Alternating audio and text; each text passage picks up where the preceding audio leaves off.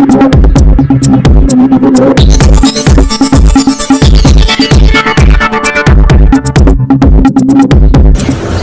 నా పేరు Konaseema today news కి స్వాగతం.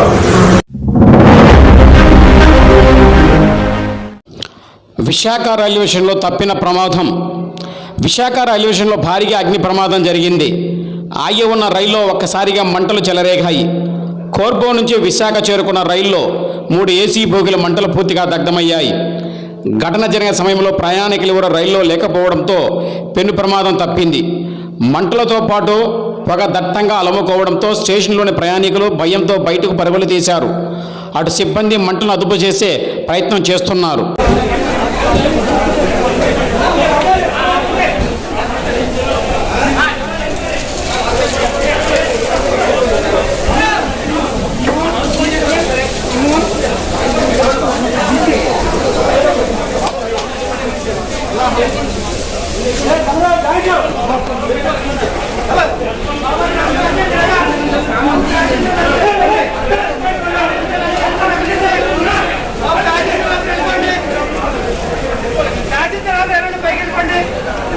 అక్కడ